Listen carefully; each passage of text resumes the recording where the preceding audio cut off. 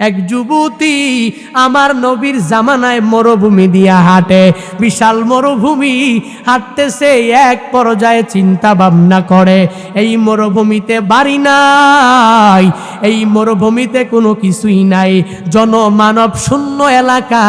যদি কোনো যুবক এসে আমার সতীত্ব হরণ করার চেষ্টা করে, আমার সাথে খারাপ কাজ করার চেষ্টা করে, তাহলে বাধা দেওয়ার মতো কেউ থাকবে না।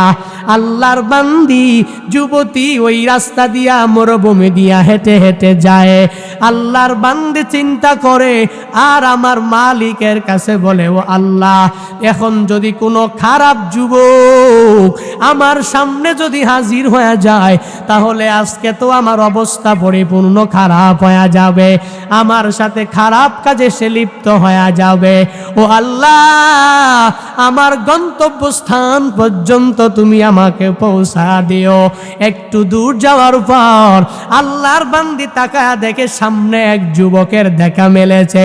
চিন্তা, এই যুবক তো আমার সতীত্ব হরণ করে ফেলবে, ভয়ে কাঁপতেছে। যুবক আল্লাহর বান্দা তার সামনে এসে মহিলার সামনে এসে সতীত্ব হরণ করবে তো দূরের কথা, ওই মহিলাকে বোন বলেও সম্বোধন করে না। ওই বোনটাকে দেখে যুবকটা বলে, ও মা, তুমি কেন কাঁপতেছো? তুমি কোথায় যাইবা? ওই মহিলা চিন্তা ভাবনা করে, কে সেই যুবক? কোন এলাকার যুবক? এই এলাকার যুবক তো এত ভালো না। এই এলাকার যুবকরা তো মহিলা দেখলে চরিত্র হনন করে ফেলে, চরিত্রের উপরে আঘাত করে। তুমি কোন যুবক? কে তুমি? কার আদর্শে গড়া যুবক তুমি? ওই যুবকটা চোখের পানি ছেড়ে দিয়া দিয়া দিয়া মহিলাটাকে বলে, ও আম্মা জান, আপনি যা ভাবতেছেন তাই ছিল, তাই ছিল। কিছুদিন আগেও আমি এমন যুবক ছিলাম। আমি যেই যুবকটা, আমি পরিপূর্ণভাবে আমার এই চিন্তা ছিল, আমি যদি কোনো মহিলাকে দেখতাম, ওই মহিলার চরিত্র হনন করার চেষ্টা করতাম, আমি ওই মহিলাকে ইফটিজিং করার চেষ্টা করতাম। কিন্তু আমার পয়গাম্বরের হাতে কিছুদিন আগে আমি যখন কালিমা পরে পরে মুসলমান হয়ে যাই, আমি ইসলাম ধর্মের অন্তর্ভুক্ত হয়ে মুসলমান হয়ে যাই। ও গো আম্মা জান, এখন তো আমি অন্য কোনো ধর্ম অবলম্বী না, আমি এখন এমন এক ধর্মের অনুসারী, ইসলাম। আমার এই ধর্ম তো শিক্ষা দেয় না, বরং আমার এই ধর্ম শিক্ষা দেয় দুনিয়াতে তোমার নবী তোমাকে দেখবে না, সাহাবায়ে কেরাম দেখবে না, তোমার মা তোমাকে দেখবে না, তোমার বাবা তোমাকে দেখবে না। এই যুবকটা ডাইকা ডাইকা আম্মা জান বলে সম্বোধন করে আর বলে, ওগো আম্মা জান, আপনি কাপার প্রয়োজন নাই, আমি আপনার সতীত্বের হেফাজত করে নেব। চলেন, আমার নবীর আদর্শে আদর্শবান আমি এমন যুবক হয়েছি জানেন। কিছুদিন আগেও যেই মেয়ে দেখলে আমি পরিপূর্ণভাবে তার চরিত্র হনন করতাম, আজকে আমি পারবো না, কারণ আমার মাওলা দেখে, মরুভূমির তো কেউ দেখবে না, আমার নবী দেখে না, তবে আল্লাহ দেখে। আল্লাহ যদি নবীর কাছে আমার ব্যাপারে বলে, তাহলে নবীর খাঁটি সাহাবীও আমি হতে পারবো না। আল্লাহর বান্দা এই মহিলাকে আম্মা জান বলে বলে পটকল দিয়া দিয়া গন্তব্যস্থানে নিয়ে যা। কি পরিমাণ তাকওয়া, কি পরিমাণ ভয়! এর বান্দা, এখন তো প্রাইমারি আর হাই স্কুল কলেজ থেকে মাইয়ারা বের হলে আল্লাহর বান্দা মুসলমানের যুবকরা ইফটিজিং না করলে ভাল লাগে না, একটু কিছু কথা না বললে ভাল লাগে না, আছে না নাই? এরে বান্দা, না না, চিন্তা ভাবনা করো। আর উম্মতে কামেলার ওই জামানার সাহাবায়ে কেরামদের ঈমানের পাওয়ার ছিল কত, তাদের তাকওয়ার লেভেল ছিল কত। এদের মতো তাকওয়াবান বান্দা যদি হতে পারো, আর আরশে মুআল্লা, ওই আরশে মুআল্লার নিচে আরশে আজিমের নিচে যদি তুমি ছায়া পেতে চাও, বলে যেই বান্দারাই ছায়া পাবে এর মধ্যে একটা আল্লাহর বান্দা, ওই বান্দারাও ছায়া পাবে। বলে যেই মহিলাটা চরিত্রবান আর ধনী ফ্যামিলি হওয়ার পরেও তোমার কাছে এসে এসে বলে আমার সাথে খারাপ কাজে লিপ্ত হয়ে যাও, আর যদি তুমি তখন বলতে পারো ইন্নী আখাফুল্লাহ, আমি আল্লাহকে ভয় করি, আল্লাহকে ভয় করি। নবী আমার বলেন একজন চরিত্রবান ধনী নারী তোমাকে পরিপূর্ণ অফার করার পরেও তুমি জেনায় লিপ্ত হও নাই, তুমি খারাপ কাজে লিপ্ত হও নাই, এত বড় ত্যাগ তুমি করেছো, আল্লাহ তোমাকে মায়া করে দয়া করে আর সে আজিমের নিচে কিয়ামতের ময়দানে তোমার স্থান আল্লাহ দিয়া দিবে। কুনাত শামসু কমার ইয়া এলাহি মিকুনাদ শাজরু হাজার, ইয়া এলাহি মিকুনাদ আরদু সামা, ইয়া এলাহি মিকুনাদ জাও হাওয়া, কুফরু শরকো मेरे दिल से दूर कर, मेरे दिल में इश्क हक गुलजार कर, हसद बगजो मेरे दिल से दूर कर, मेरे दिल में इश्क हक मामूर कर। সুতরাং বান্দা কি বোঝা যায়, ওলিয়া কামেল যদি হতে চাও লাগবে 1 নম্বরে ঈমান, 2 নাম্বার লাগবে তোমার তাকওয়া।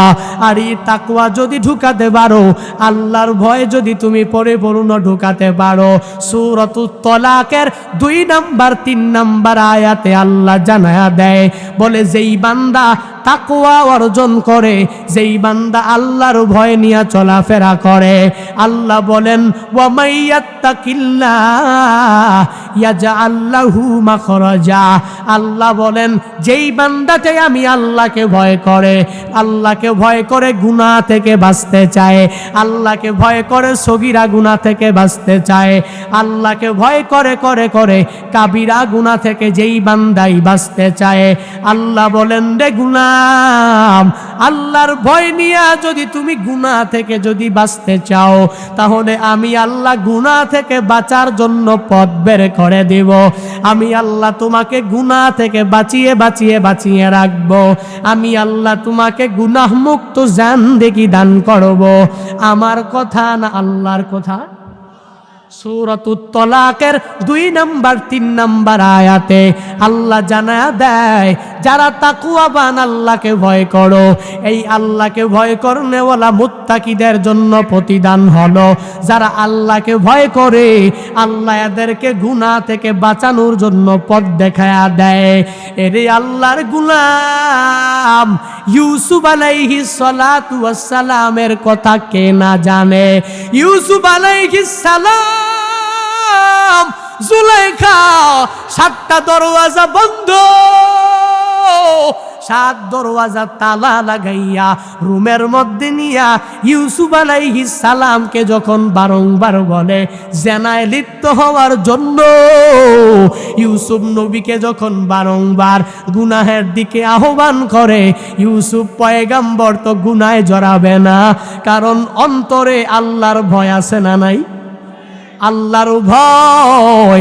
ইউসুফ নবী তো জুলাইকার সাথে খারাপ ব্যবহার করতে পারবে না, খারাপ কোনো কাজে নিমজ্জিত হতে পারবে না, খারাপ কোনো কাজে জড়িত হতে পারবে না। এরে আল্লাহর গোলাম, আল্লাহ যে বললেন আল্লাহর ভয় নিয়ে যেই বান্দাই আগাবে, ওই বান্দার জন্য আল্লাহ অনেকগুলা পথ বের করে দিবে।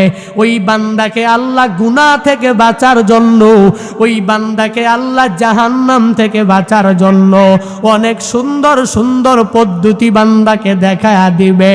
ইউসুফ আলাইহিস সালাম যখন চিন্তা করে, হে মালিক, আজকে তো আমার জেনার মধ্যে লিপ্ত হয়ে যাওয়া লাগবে। ও আল্লাহ, 7টা দরওয়াজা বন্ধ, এই দরওয়াজা খোলাও আমার পক্ষে সম্ভব না, তবুও আল্লাহ তোমার উপরে তাওয়াক্কুল করে দৌড়ায়া দৌড়ায়া যাব।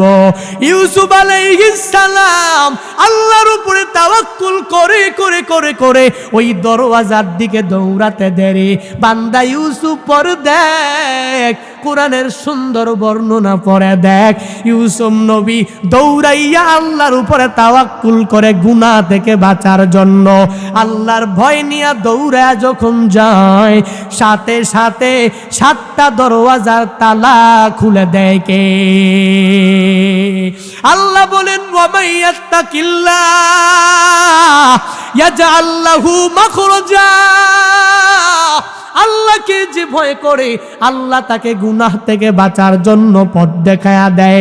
আল্লাহকে যে ভয় করে, যেই বান্দা তাকওয়া নিয়ে চলাফেরা করে, বান্দা যদি আল্লাহর জাহান্নামের ভয় অন্তরের মধ্যে ঢুকাইয়া ঢুকাইয়া যখন গুনাহ থেকে বাঁচার জন্য আগায়া যাবে, বান্দা চেষ্টা করবে সফল করে দিবেন কে?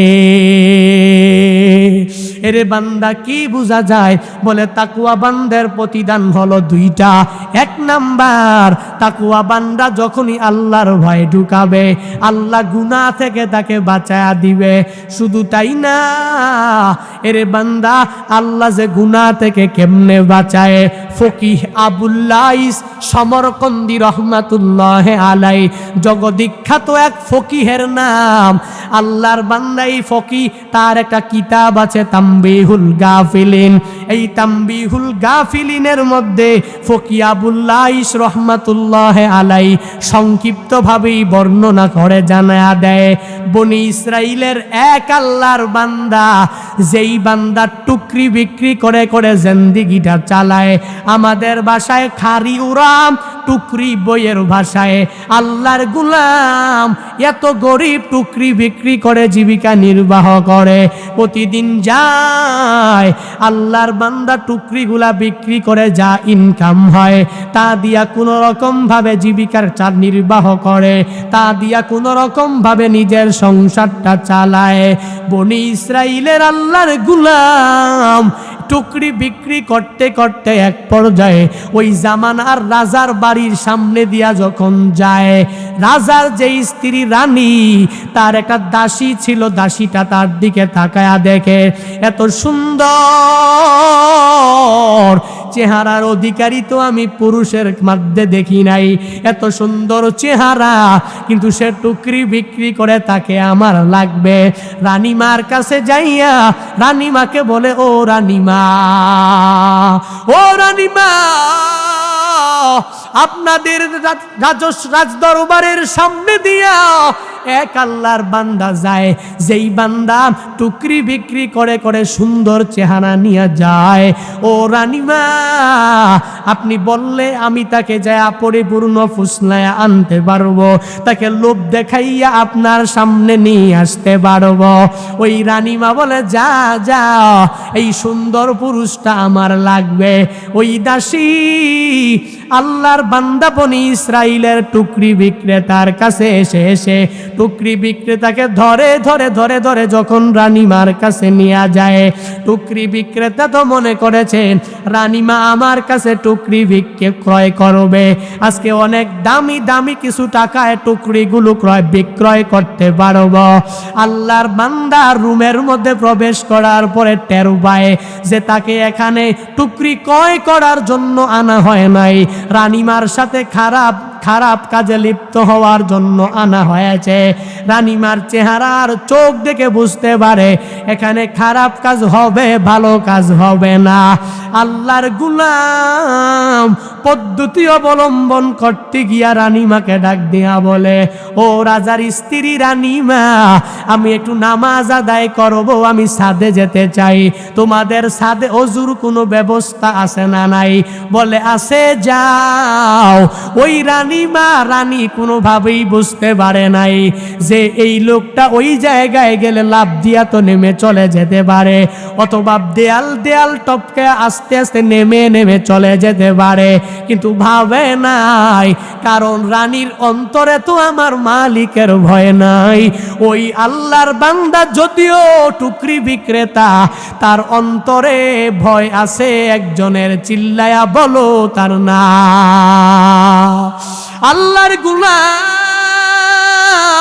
টুকরি বিক্রেতা আল্লাহর বান্দা যখন ইজাজত পেয়ে গেল, ওই রানীমা দাসীকে ডাক দিয়া বলে, তোমার হাতে দিয়া দিলাম, তাকে নিয়া তুমি ছাদের উপরে উঠে যাও, ছাদের উপরে যা সে ওযু করবে, তুমি চলে আসো, তুমি তার সাথে থাকার প্রয়োজন নাই। ওই বনি ইসরাইলের টুকরি বিক্রেতা আল্লাহর বান্দা যখন ছাদের মধ্যে গিয়া উঠে যায়, ওযু তো করবে না, বরং আমার মালিকের কাছে একটু আবদার জানানোর জন্য গিয়েছে। কারণ আল্লাহর ভয় অন্তরের মধ্যে নিয়া এই বান্দা তো খুব সুন্দরভাবে ইহকালীন জিন্দেগি পালন করছে, ইহকালীন জিন্দেগি বান্দা বাস্তবায়িত করছে। ছাদের উপরে কেউ নাই, কেউ দেখে না বান্দা যে এই বিপদে আছে, কিন্তু একজন তো দেখে, চিল্লা বলো তার না।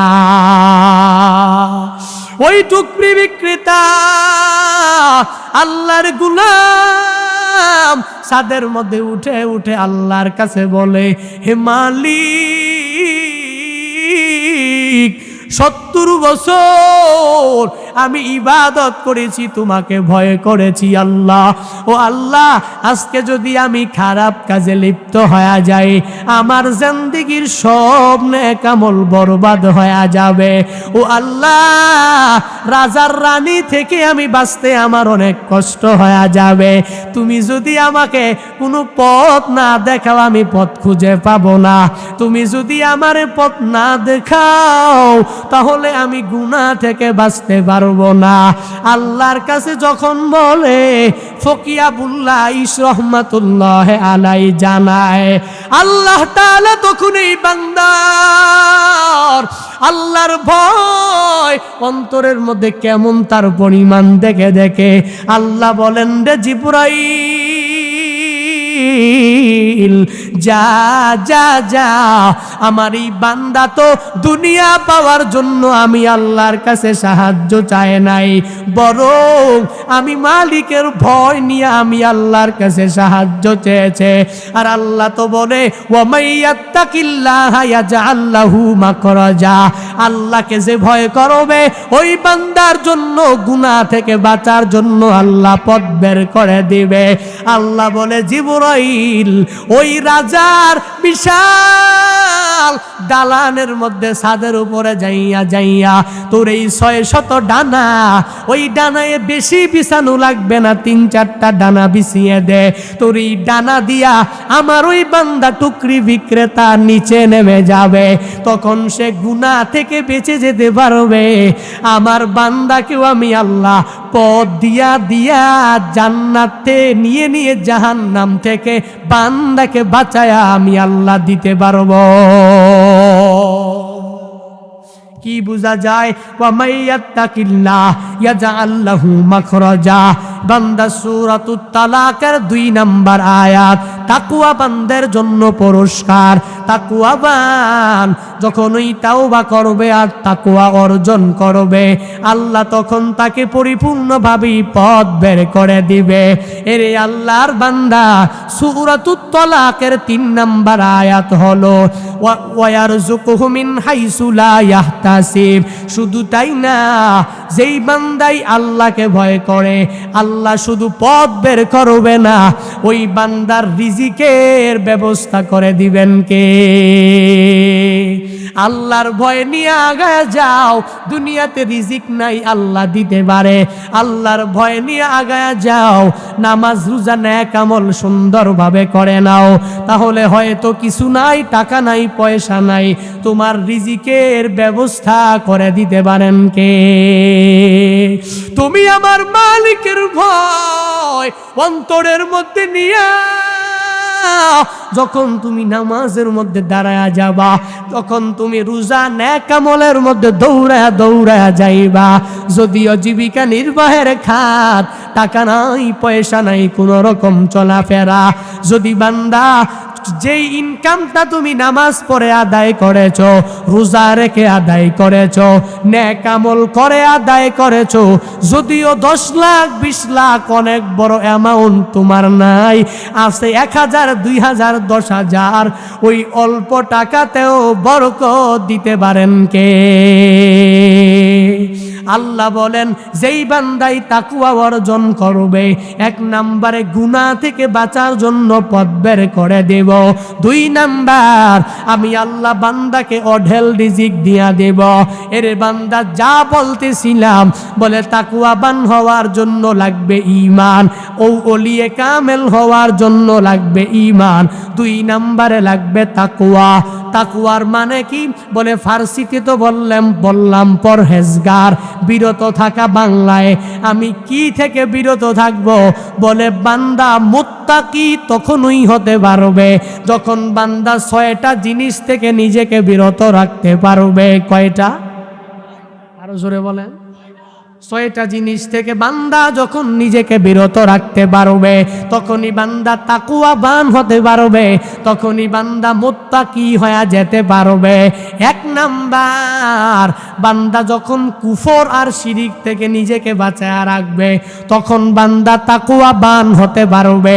2 নাম্বার, যখন বান্দা সগীরা গুনাহ থেকে নিজেকে বাঁচায় রাখতে পারবে, তখন বান্দা তাকওয়াবান হতে পারবে।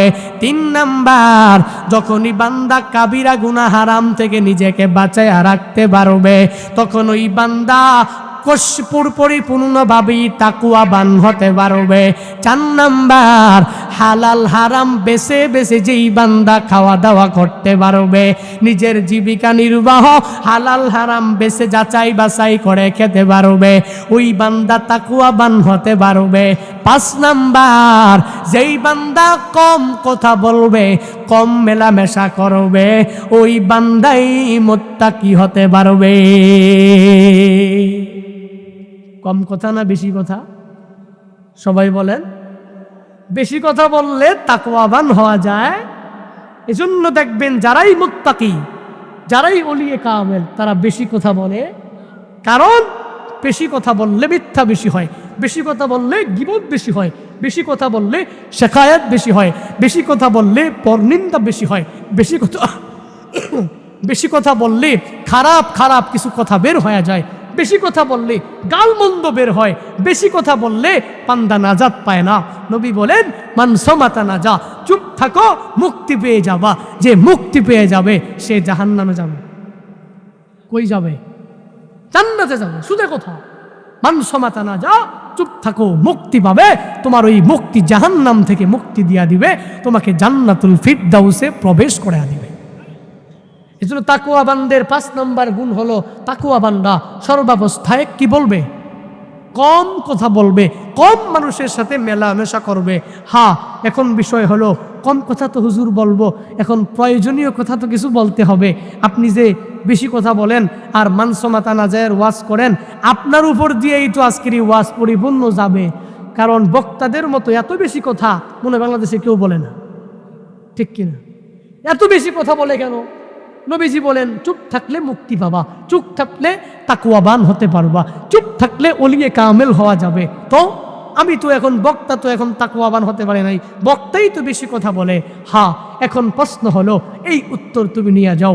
মান সামাতা নাজা, চুপ থাকলে মুক্তি পেয়ে যাবা। কোন কথা থেকে? অপ্রয়োজনীয় কথা থেকে বাঁচাও, মুক্তি পেয়ে যাবা। প্রয়োজনীয় কথা 3 প্রকার। কয় প্রকার? সবাই বলেন। অনেক বড় বড় কিছু দামি কথা বলতেছি, ভালো করে শুনবেন। 3 প্রকার প্রয়োজনীয় কথা। এই কথা ছাড়া যা কিছু আছে সব অপ্রয়োজনীয় কথা। 1 নম্বর প্রয়োজনীয় কথার কাতারে যেটা, 1 নম্বর প্রয়োজনীয় কথা হলো যেই কথা বললে সওয়াব আছে, ওটা প্রয়োজনীয় কথা। বক্তা 1.5 ঘন্টা কথা বলে উম্মার ফায়দা, বক্তা সুবহানাল্লাহ বলে নিজের ফায়দা, শ্রোতা আলহামদুলিল্লাহ বলে নিজের সওয়াব। এজন্য প্রয়োজনীয় কথার 1 নাম্বার কথা হলো, যেই কথা বললে সওয়াব হবে ওই কথা তুমি যদি 1 ঘন্টা না 2 ঘন্টা না 24 আওয়ার্স যদি বলো, ওই সওয়াব আছে না নাই? ওটা অপ্রয়োজনীয় কথা হতে পারে, এটা হলো প্রয়োজনীয় কথা 1 নাম্বার। সুবহানাল্লাহ, আলহামদুলিল্লাহ, আল্লাহু আকবার, লা ইলাহা ইল্লাল্লাহ, এই যা কিছু আছে, যত তাসবিহগুলো আছে, এই সব কিছু হলো প্রয়োজনীয় কথা। যখন ওই বান্দা বলবে, সওয়াব দিবেন কে? প্রতিদান দিবেন কে? শুধু তাই না, রহমাতুল লিল আলামিন তো জানায়া দেয়, আসমান থেকে জমিন পর্যন্ত যত খালি জায়গাগুলো আছে, কোন ধনী আল্লাহর বান্দা যদি ওই খালি জায়গা ভরাট স্বর্ণ দিয়া ভরাট করে দেয়, পিওর খাঁটি স্বর্ণ দিয়া আল্লাহর বান্দা যদি ভরাট করে আল্লাহর রাস্তায় দিয়া দেয়, বলে এই ধনী বান্দার আমল নামায় যেই সওয়াব হবে, বলে একবার সুবহানাল্লাহ বলনেওয়ালা, একবার আলহামদুলিল্লাহ বলনেওয়ালা, একবার আল্লাহু আকবার বলনেওয়ালার আমল নামায় তার সমপরিমাণ সওয়াব আমার আল্লাহ দিয়া দিবে। শুধু তাই না, একবার সুবহানাল্লাহ বলনেওয়ালা, একবার আলহামদুলিল্লাহ বলনেওয়ালা, একবার আল্লাহু আকবার বলনেওয়ালার আমল নামায় কি পরিমাণ সওয়াব হবে বান্দা জানো? বলে যেই বান্দা একবার করে এই তাসবিহগুলো পড়ে নিবে, বলে জান্নাতের মধ্যে আমার আল্লাহ এমন একটা বৃক্ষরোপণ বান্দার জন্য করবে, দ্রুতগামী ঘোড়া ওই বৃক্ষের নিচে দিয়ে যদি 400 বছর পর্যন্ত দৌড়ায়, ওই বৃক্ষের ছায়া শেষ করতে পারবে না। সুতরাং বান্দা এই সুবহানাল্লাহর আওয়াজ দিলে সওয়াব হবে, এটা তোমার প্রয়োজনীয় কথা। 2 নাম্বার প্রয়োজনীয় কথা হলো কোনটা জানো? বলে প্রয়োজনীয় 2 নাম্বার কথা হলো, যেই কথা না বললে তোমার গুনাহ হয়ে যাবে। মান রাআ মিনকুম মুনকারান ফালিয়ুগাইয়িরহু বিয়াদিহি ফাইল্লাম ইয়াস্তাতি ফাবিলিসানিহি ফাইল্লাম ইয়াস্তাতি ফাবিকলবিহি ওয়া যালিকা আদআফুল ঈমান। নবী আমার বলেন, উম্মতের দল, তোমাদের মধ্য থেকে দেখতেছো এক আল্লাহর বান্দা গুনাহে জড়ে যাচ্ছে, গুনাহের মধ্যে প্রবেশ করছে, তখন তুমি যদি বলো নবী বলেছেন চুপ থাকলে মুক্তি পেয়ে যাব, আমি বাধা দিব না, এরে বান্দা না, মুমিনে কামেল যদি হতে যাও তাহলে 1 নম্বরে হাত দ্বারা বাধা দাও, 2 নম্বরে মুখ দ্বারা বাধা দাও, যদি তাও না পারো অন্তর দিয়া ওই চিন্তা করো এই গুনাহের কাজটা কিভাবে সমাজ থেকে দূরে সরানো যায়। এটা হলো বান্দার 2 নম্বরের প্রয়োজনীয় কথা। 1 নাম্বার যেই কথা বললে সওয়াব, ওটা প্রয়োজনীয় কথা, যেই কথা না বললে গুনাহ হবে, ওইটা তোমার প্রয়োজনীয় কথা। 3 নাম্বার, ব্যবসার মধ্যে বসে আছো, তেলের দাম এত বেশি, এত বাড়া বেড়েছে, যদি ক্রেতা এসে তোমাকে জিজ্ঞাসা করে তোমার তেলের লিটার কত, দাম কত, আমাকে জানা দাও, আর তুমি যদি তখন বলো নবী বলেছেন চুপ থাকলে আমি মুক্তি পেয়ে যাব, আমি আমার ক্রেতাকে আমার তেলের দামের ব্যাপারে বলবো না, ক্রেতা 5 লিটার তেল নিয়ে 500 টাকা দিয়া পরিপূর্ণ দিয়া যাবে, তখন তোমার ব্যবসায় 1 সপ্তাহ পরে লাল বাতি জ্বলবে, ঠিক কিনা? এরে বান্দা না, ওইটা তোমার প্রয়োজনীয় কথা। জীবিকা নির্বাহের জন্য ব্যবসায় বসেছো, ওখানেও তুমি কথা বলো, অসুবিধা নাই। চাকরি করার জন্য তুমি ইন্টারভিউ দেওয়ার জন্য গিয়েছো, ওখানে কথা বলো, অনেক কথা বলো, তবে প্রয়োজনীয় কথা। তোমার জীবিকা নির্বাহের জন্য হালাল পন্থায় তুমি এই প্রয়োজনীয় কথা বলো। 1 নম্বরে প্রয়োজনীয় কথা হলো যা বললে সওয়াব হবে। 2 নাম্বার প্রয়োজনীয় কথা হলো যা না বললে গুনাহ হবে। 3 নাম্বার প্রয়োজনীয় কথা হলো যেই কথা না বললে দুনিয়াতে অনেক বড় ক্ষতির আশঙ্কা থাকবে। এই 3 প্রকারের কথা হলো প্রয়োজনীয় কথা, আর এই 3 প্রকারের কথা ছাড়া সব প্রয়োজনীয় কথা। মিথ্যা বলা, গীবত করা, শিকায়াত করা, অন্যের দুশনিয়া ঘোরাঘুরি করা, পরনিন্দা করা, অন্যের ব্যাপারে কুধারণা করা, এগুলা প্রয়োজনীয় কথা না। এগুলা হলো বান্দা তোমার অপ্রয়োজনীয় কথা। আর এই অপ্রয়োজনীয় কথা যদি তুমি বলো, তাহলে তুমি তাকওয়াবান হতে পারবা না। আর যেই বান্দা তাকওয়াবান হতে পারবে না, ওই বান্দা আল্লাহর ওলিও হতে পারবে না। তাকওয়াবানদের 5 নাম্বার গুণ হলো তারা কথা কম বলবে, কম মেলামেশা করবে।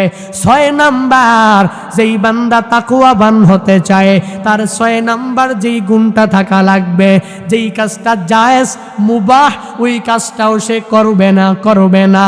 কোন কাজটা জানো?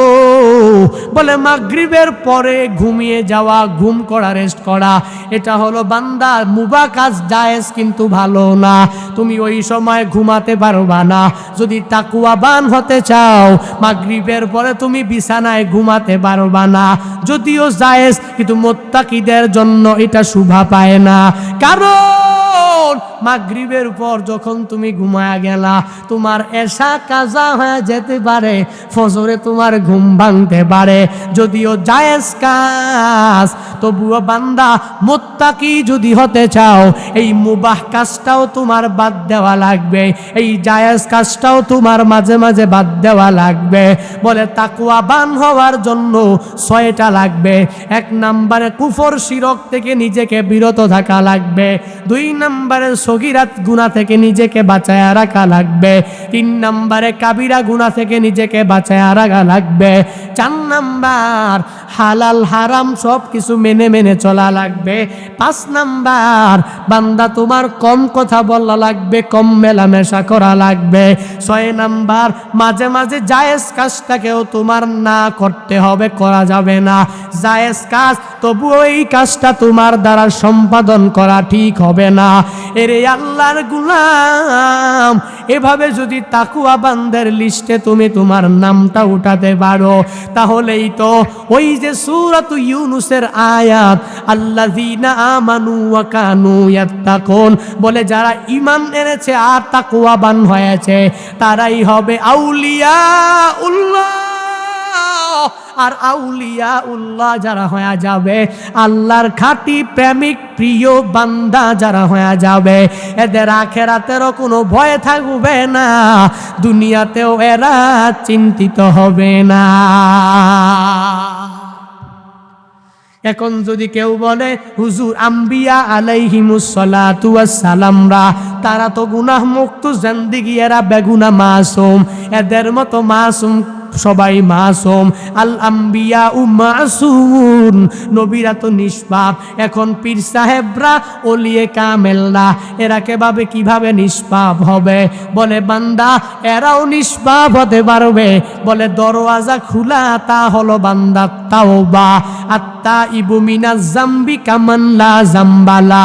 নবী আমার বলেন তাওবা করনেওয়ালা তায়েব বান্দাটা যখন গুনাহ থেকে আল্লাহর কাছে ক্ষমা চায়, আল্লাহর কাছে ক্ষমা চাইলে আল্লাহ বান্দাকে এমন ভাবে মাফ করে, বলে ইতিপূর্বে মনে হয় এই বান্দা কোনো গুনাহের ধারে কাছেও যায় না। সুবহানাল্লাহ। বাড়ি যায় কই? আরো জোরে। চুপ করে বসে থাকেন, কোনো কষ্ট হচ্ছে? অনেক রাত হয়ে গেছে, ছেড়ে দেওয়া দরকার। সংক্ষিপ্ত করবো, অসুবিধা নাই। তাহলে হুজুর আমার ব্যাপারটা বুঝে আসলো না। নবীরা হলো মাসুম, নবীরা নিষ্পাপ, আউলিয়ায়ে কেরামরা নিষ্পাপ কিভাবে হবে? বলে যখন তাওবা করে নিবে, ওই বান্দাই তো তাওবা করার পরে এমন হয়ে যায় যে তার জিন্দেগিতে কোনো গুনাহ ছিল না। এটা আমার কথা না, তোমার কথা না, কোনো মনীষীর কথা না, বরং আমার নবীর মুখ নিঃসৃত বাণী, আত্তাইবু মিনাজ জামবি কামান লা জামবালা। গুনাহের ভয়, আযাবের ভয় অন্তরের মধ্যে নিয়া যেই বান্দাই তাওবা করে নেয়, এই বান্দাকে আল্লাহ এমন ভাবে মাফ করে দেয়, বলে বান্দার গুনাহগুলোকেও আমার আল্লাহ সওয়াব দিয়া বদল করে দেয়। এরে বান্দা শুধু তাই না, এখন যদি কেউ আমাকে প্রশ্ন করে, হুজুর আমি অলি হওয়া সম্ভব না, আমি দামি হওয়া সম্ভব না, আল্লাহর কাছে প্রিয় বান্দা আমি হওয়া সম্ভব না, কারণটা কি? অলি হওয়ার জন্য তো অনেক বড় আলেম হওয়া লাগবে, অলি হওয়ার জন্য তো আমার দাদা পীর হওয়া লাগবে, অলি হওয়ার জন্য আমার বাবা পীর হওয়া লাগবে, অলি হওয়ার জন্য আমার বিভিন্ন কারামত দেখানো লাগবে, তখন তো অলি হতে পারবো, নচেত তো আমি অলি হতে পারবো না। এরে বান্দা না না, অলি হওয়ার জন্য বড় আলেম হওয়া শর্ত না, মাদ্রাসায় পড়াও শর্ত না, অলি হওয়ার জন্য বান্দা তোমার কারামত দেখানো শর্ত না, বরং অলি হওয়ার জন্য ঈমান লাগবে, 2 নম্বরে গুনাহ মুক্ত জিন্দেগি লাগবে, তাকওয়া লাগবে। কেমন কেমন কেমন তাকওয়া লাগবে জানো? এক আল্লাহর বান্দা ওলিয়ে কামেল, অনেকেই যেই বান্দার নাম শুনেছে, এত বড় বুজুর্গ হযরত আলফে সানি মুজাদ্দিদে আলফে সানি রহমাতুল্লাহ আলাইহি, আল্লাহর গোলাম, এত বড় আল্লাহর ওলি, ভারতের হিন্দে যার জন্ম, এই আল্লাহর বান্দার কাছে আর একটা বুজুর্গ সোহবতে থাকার জন্য এসেছে। সোহবতে আসার পর তার কাছে এসে তার সব নেক আমলগুলো দেখে, তার ছোট ছোট বড় বড় যত কারামত আছে সব দেখার জন্য যখন তার কাছে এসেছে, 10 বছর তার কাছে থাকার পর আল্লাহর বান্দা চিন্তা ভাবনা করে, আমি মনে মনে অনেক শুনেছি, আমি নিজেও তো একটা ছোটখাটো বুজুর্গ মানুষ, তবে সবার মুখে শুনেছি মুজাদ্দেদে আলফে সানির মতো বড় বুজুর্গ কেউ নাই। বলে ওই বান্দা এত বড় বুজুর্গ হওয়ার পরেও আমি এত 10 বছর থাকলাম, কোনো কারামত আমি দেখতে পাই নাই। চিন্তা, আমি আর তার কাছে সময় নষ্ট করব না।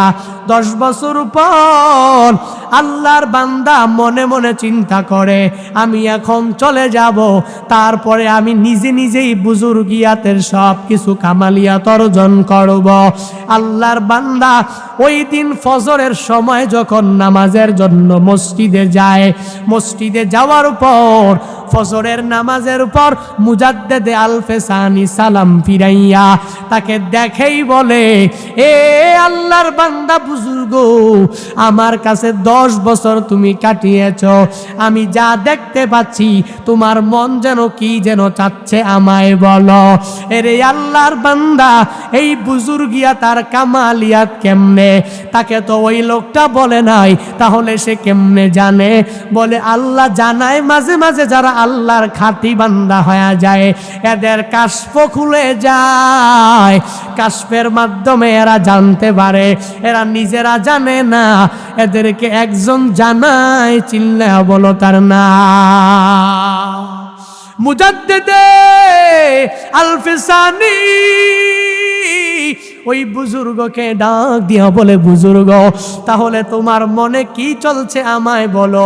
ওই লোকটা বলে, ধরা খেয়ে গেলাম, আমি যে আস্তার দরবার থেকে চলে যাব সে তো বুঝে গেল, এখন আমি তাকে কথাটা বলেই দেই, ও মুজাদ্দিদ, আপনার কাছে 10 বছর আমি ছিলাম, আমি তো কোনো কারামত দেখতে পেলাম না।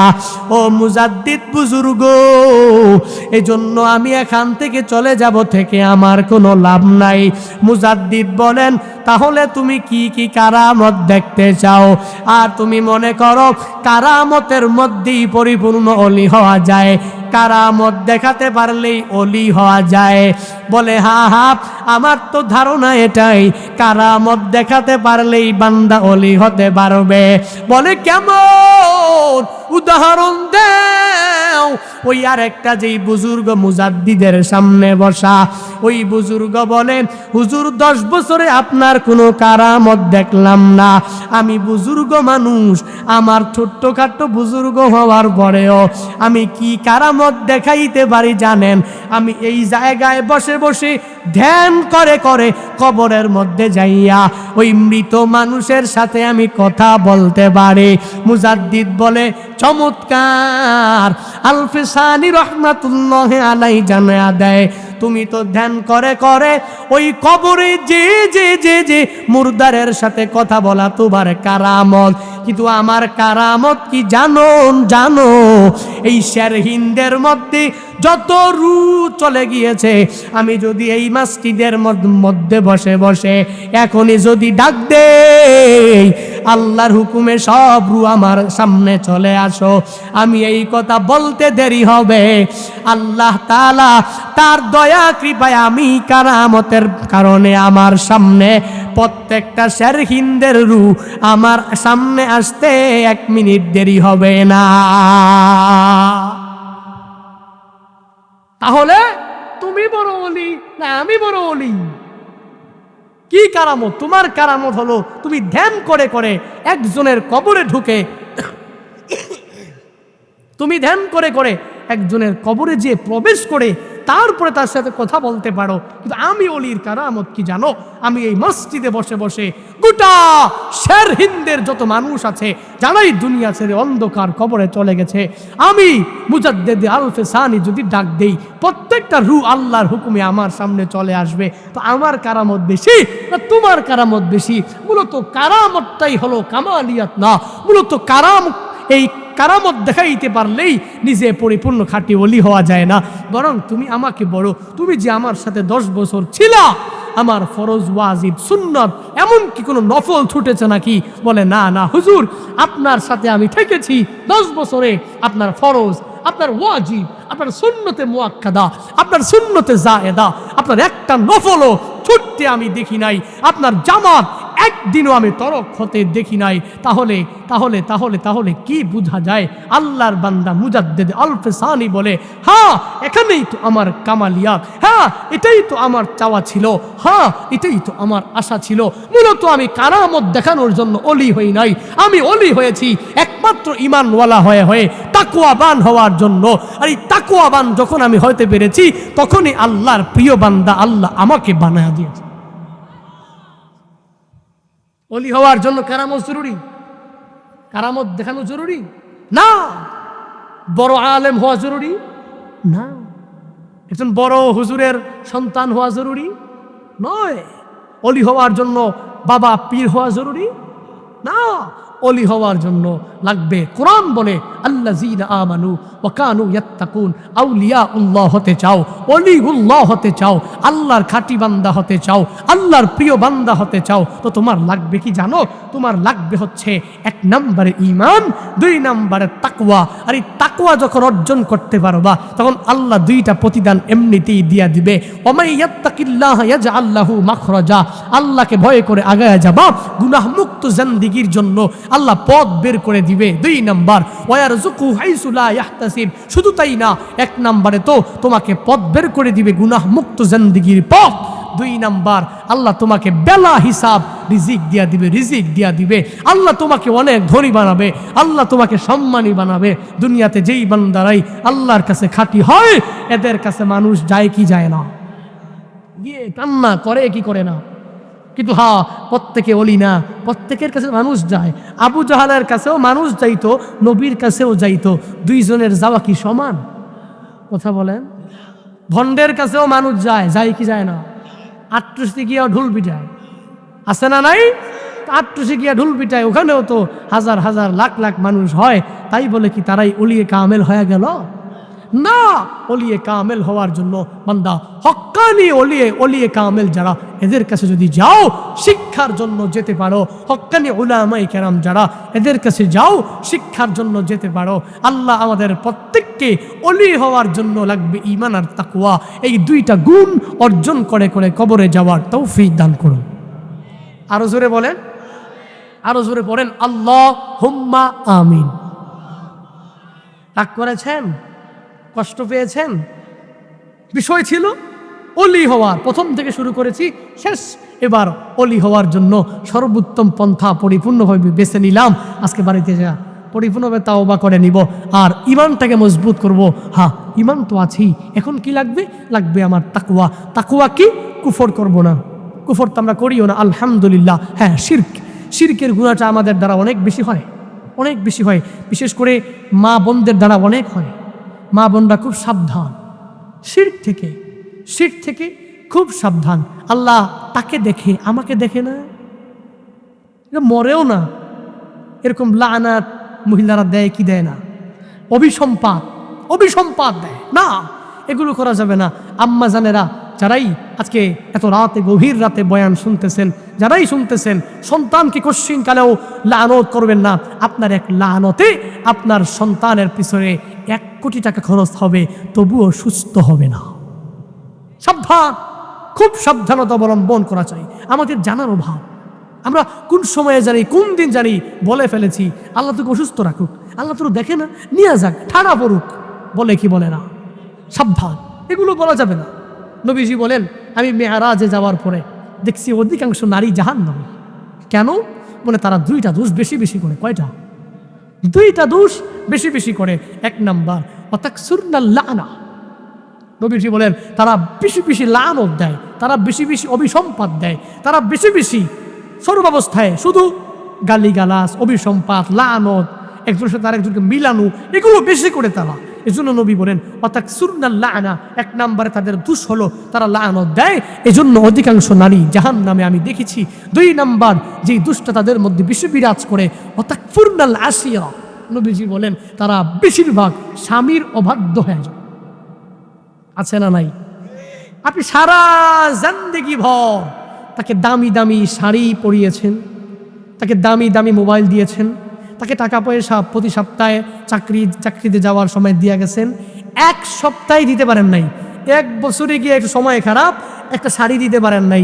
1 বছরের পরে গিয়া আপনি প্রতি বছরই নতুন নতুন মোবাইল কিনে দেন। এখন মোবাইল নষ্ট হওয়ার পরে 2 দিন মোবাইলটা নষ্ট, ফোন দিলে বলবে তোমার সাথে সংসার করে আমার জিন্দেগি বরবাদ। আমার বউ নাই, আপনার তো আছে, ঠিক কিনা? আপনাদের যাদের আছে, ঠিক কি ঠিক না? হায় হায়, আম্মা জানেরা রাগ হয়ে যাবে আমার। না, আম্মা জানেরা রাগ করবে না, সত্য কথা। কুলিল হক ওয়ালাউ কানা মুররান, সত্য বলো যদিও তিতা, সত্য আসলেই তিতা। এজন্য আম্মা জানেরা, আমি আপনাদের শুভাকাঙ্ক্ষী, আপনারা কোথায় কোথায় সন্তানদেরকে লানত দিবেন না, অভিসম্পাদ দিবেন না, প্লিজ দয়া করে। আর স্বামীর অবাধ্য হবেন না। স্বামী যা এনে দেয় আলহামদুলিল্লাহ বলে মেনে নেবেন, স্বামীর খেদমত করার চেষ্টা করবেন। আপনারাও স্বামীরা যারা আছেন, আপনারাও স্ত্রীটা আপনার ঘরে এমনিতেই আসে নাই, অনেক ত্যাগ তিতিক্ষা করে তার মাকে রেখে, বাবাকে রেখে, তার সব ক্লোজ রিলেটিভসকে সব ফলায় দিয়া আপনার ঘরে চলে এসেছেন। কি আপনার ধমক খাওয়ার জন্য নয়, আপনার ভালোবাসা পাওয়ার জন্য। এজন্য হুন্না লিবাসুল্লাকুম ওয়া আনতুম লিবাসুল্লাহুন্না।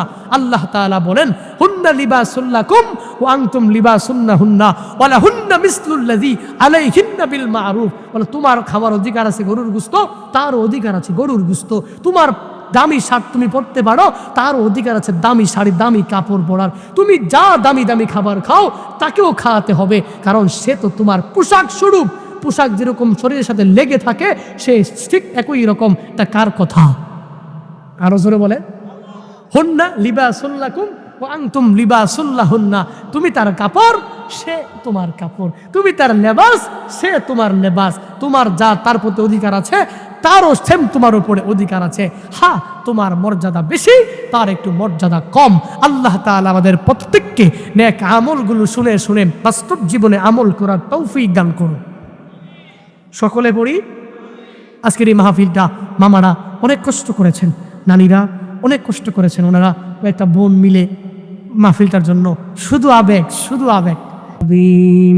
আলহামদুলিল্লাহি রাব্বিল আলামিন والصلاة والسلام على سيد الأنبياء والمرسلين وعلى آله وأصحابه أجمعين يا أرحم الراحمين يا أرحم الراحمين يا أرحم الراحمين اللهم اجعلني صبورا واجعلني شكورا واجعلني في عيني صغيرا وفي أعين الناس كبيرا اللهم اجعلنا من المستجابين للدعوات اللهم إنا نعوذ بك من زوال نعمتك রব্বিরহামহুমা কামা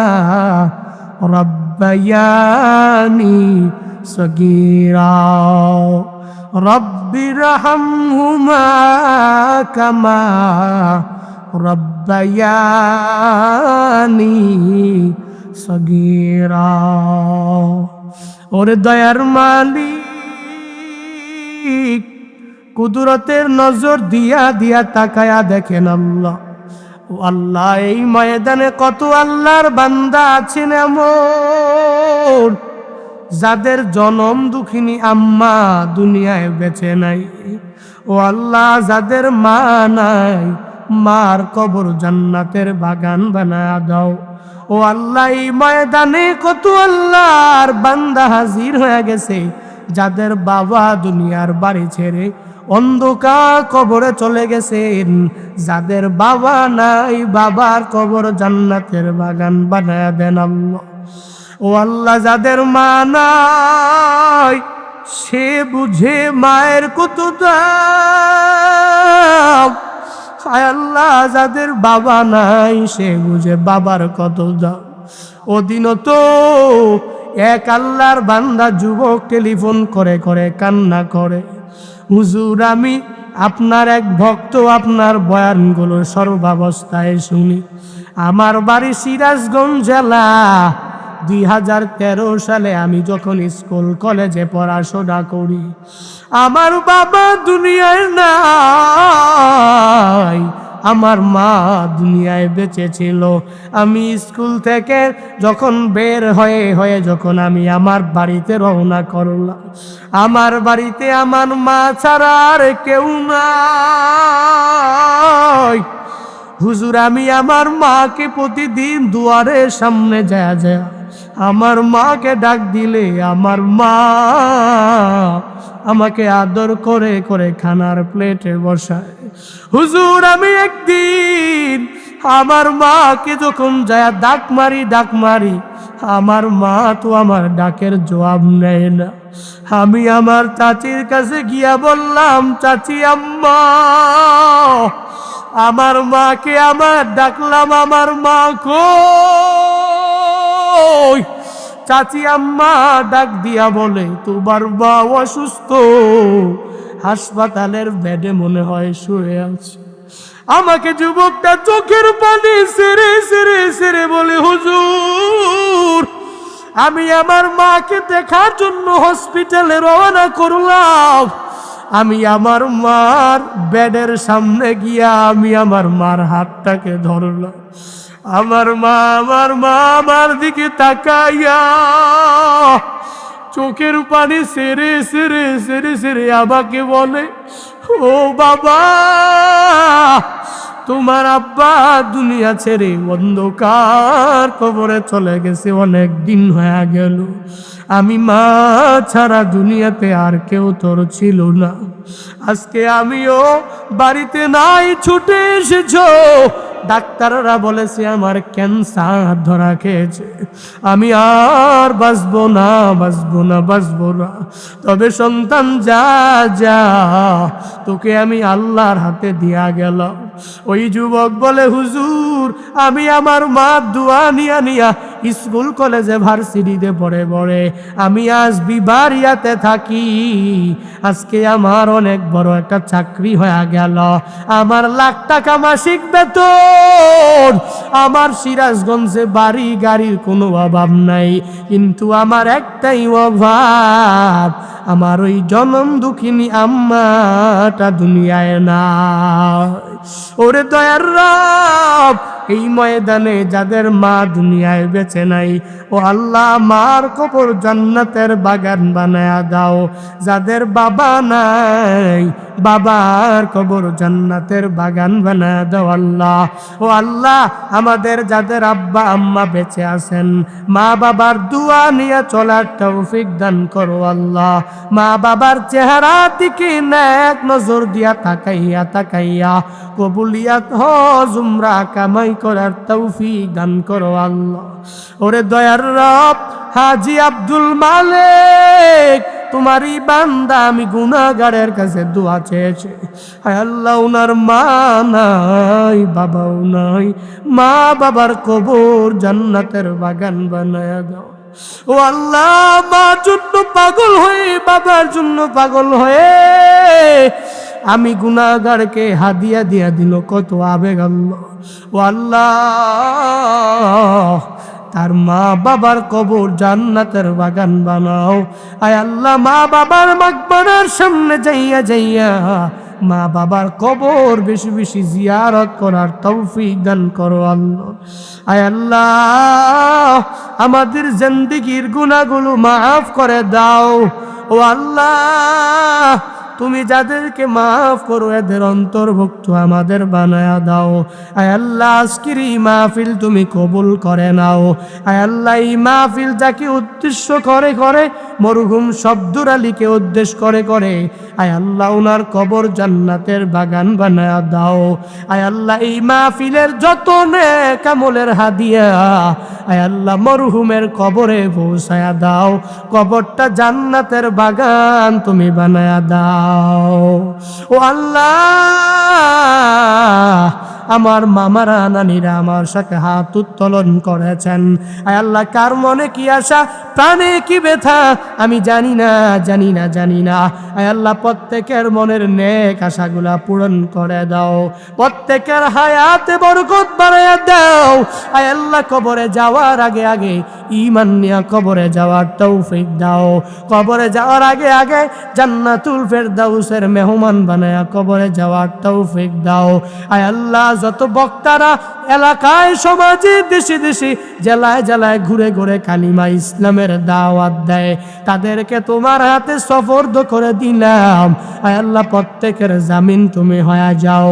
যে যে লাইনে লেখাপড়া করেন ওই লাইনে কামিয়াবি দাও, ওই লাইনে সফল হওয়ার তৌফিক দান করো আল্লাহ। উপকারী ইলম শিখে শিখে শিখে শিখে আমাদেরকে আমল করার তৌফিক দান করো আল্লাহ। আয় আল্লাহ, মসজিদের ইমাম সাহেব, আয় আল্লাহ অনেক ভালো মানুষ, মুহাব্বত করে, তাকেও তোমার হাতে সুপর্দ করে দিলাম। ইসলামের জন্য কবুল করে নাও। আয় আল্লাহ, দ্বীন খেদমত করার তৌফিক দাও। তোমার হাতে সুপর্দ করে দিলাম, জিম্মাদার হয়ে যাও। আয় আল্লাহ, যত বক্তা শ্রোতা এই গভীর রাত পর্যন্ত বয়ান করেছি, শুনেছে, আয় আল্লাহ প্রত্যেককে ইহকালীন জিন্দেগি, পরকালীন জিন্দেগি উভয় জগতে কামিয়াবি করে দাও। যারা মক্কা মদিনায় যেতে চায় প্রত্যেককে জীবনে একবার হলেও মক্কা মদিনা যাওয়ার তৌফিক দাও। রব্বানা তাকাব্বাল মিন্না ইন্নাকা আনতাস সামিউল আলিম।